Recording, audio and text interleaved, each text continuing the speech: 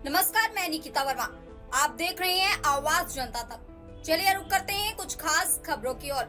आम आदमी पार्टी की नेता और गोवा प्रभारी आतिशी ने शुक्रवार को चुनाव आयोग से मुलाकात के बाद गोवा में चल रहे एसआईआर प्रक्रिया पर गंभीर सवाल उठाए हैं। उन्होंने कहा कि गोवा में फिलहाल जिला पंचायत चुनाव की प्रक्रिया जारी है। ऐसे में एक ही समय पर दोनों प्रक्रियाएं चलाना बेहद चिंताजनक और अनुचित है। आतिशी ने कहा कि गोवा में जिला पंचायत चुनाव 13 दिसंबर को होने हैं। इस दौरान सभी राजनीतिक दल अपनी पूरी ताकत प्रचार और चुनावी प्रक्रिया में लगाएंगे। ऐसे में किसी भी दल के पास एसआईआर प्रक्रिया की निगरानी का समय नहीं होगा। उन्होंने सवाल उठाया है कि पंचायत चुनाव 3 हफ्ते बाद कराए जा सकते थे या एसआईआर प्रक्रिया को 3 हफ्ते बाद के लिए टाला जा सकता था।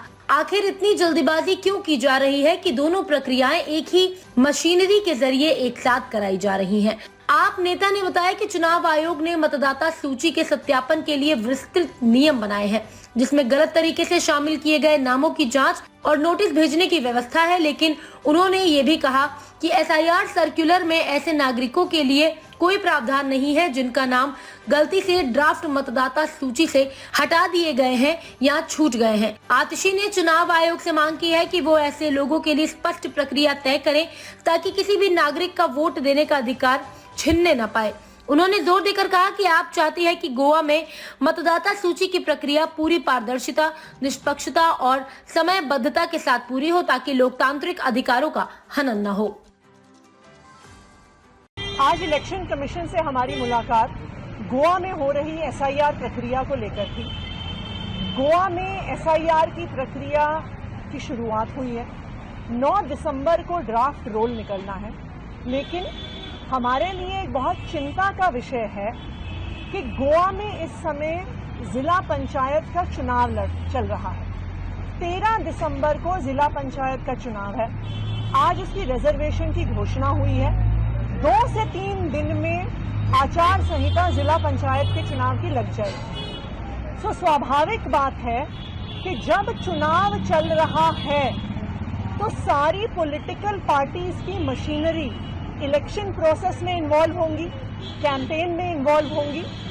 किसी भी पॉलिटिकल पार्टी को एसआईआर की प्रोसेस को मॉनिटर करने का, ओवरसी करने का कोई भी समय नहीं मिलेगा। पॉलिटिकल पार्टीज के अपने बीएलएस होते हैं, बूथ लेवल एजेंट्स होते हैं, जो पॉलिटिकल पार्टीज ऐसे समय पे अपॉइंट करती हैं। लेकिन अगर पॉलिटिकल पार्टीज के वर्कर्स चुनाव के कैंपेन में लगे हैं तो स्वाभाविक बात है कि वो एसआईआर की मॉनिटरिंग के प्रोसेस में नहीं घुस सकते। इसलिए ये एक चिंता का विषय है कि ये दोनों प्रक्रिया, एक तरफ स्पेशल इंटेंसिव रिवीजन और दूसरी तरफ जिला पंचायत का चुनाव, गोवा में एक साथ क्यों किया जा रहा है। जिला पंचायत का चुनाव 3 हफ्ते बाद हो सकता था। एसआईआर की प्रक्रिया 3 हफ्ते के बाद शुरू हो सकती थी।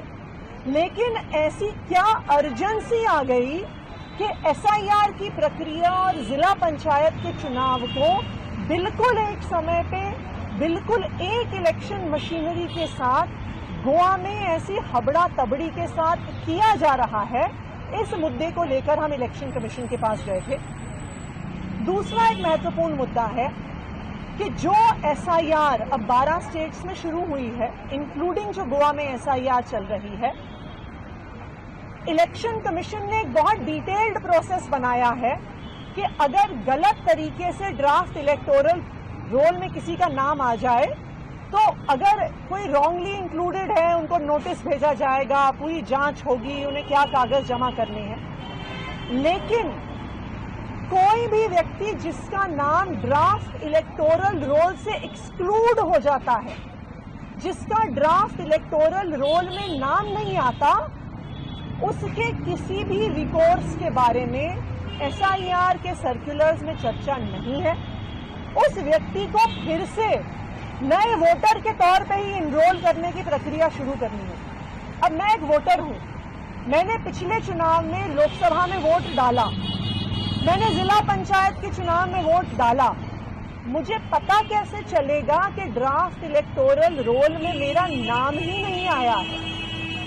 तो इसीलिए हमने इलेक्शन कमीशन से यह आग्रह किया है कि रॉन्गली एक्सक्लूडेड, कि किसी का नाम अगर गलत तरीके से लिस्ट से छूट गया है उसके लिए भी कोई प्रावधान होना जरूरी है, क्योंकि आखिरकार वोट का अधिकार मेरा सबसे बड़ा संवैधानिक अधिकार है।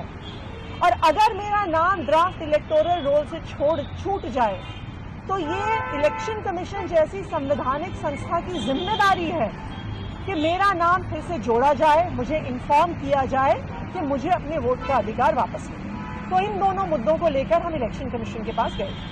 अगर आपको हमारा प्रयास पसंद आया हो तो वीडियो को लाइक करें, शेयर करें और चैनल आवाज जनता तक को सब्सक्राइब जरूर करें।